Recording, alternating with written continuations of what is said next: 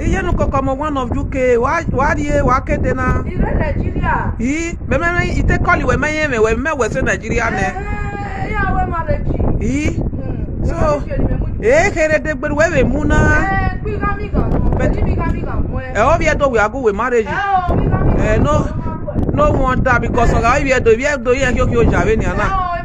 Yeah, o gbe na we agbe slippers ijo. Ona egwu na ya wie.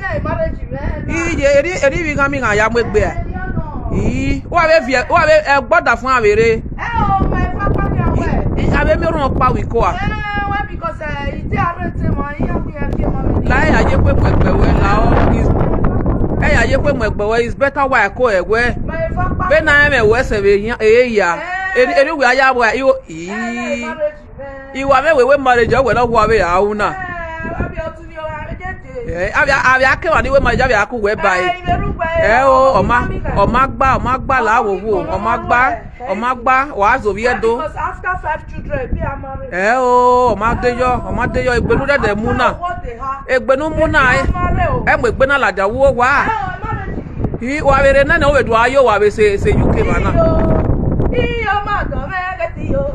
Unini me eni na yo ti yo. Wa ku yo ma do me geti. Wa yo me gbono maru e. Ti yo.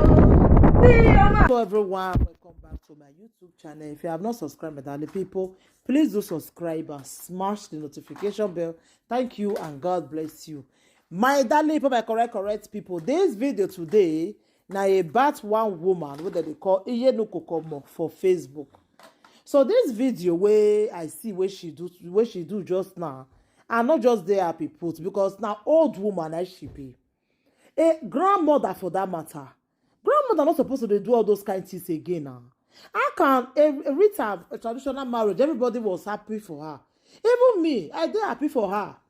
Because people they laugh I ever see say na baby mama, she born pikin, she not going marry. Okay, now she want to do traditional marriage. You know, go do one video, tell they mock her. Do the video, they talk, say, he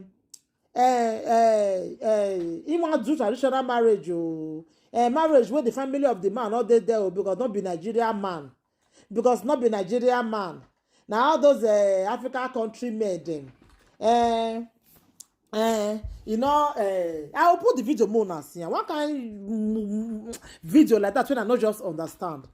I just shocked just now. You know, come on, you not be small picky again. Now you want to do saga.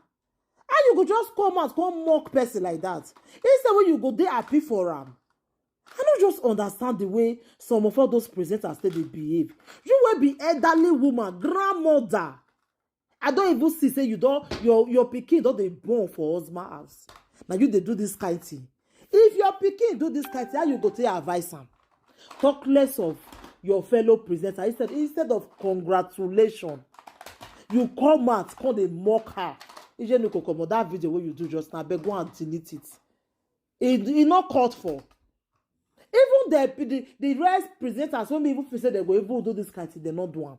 You will be say it never concern you for now. Even now, you first see his for this social media. Ijenu Kokomo, you not be small picky again. A grandmother not supposed to do this kind of thing what you do. You're not supposed to do even though the family member not come, it not concern you. It's not supposed to be your business. You don't do this thing way at all. Yeah? Me mom give me head down with your man. That's all. I don't give a slow boom, man. Take it easy, please. Now, wow. Now, people, I'll put the video more now, see.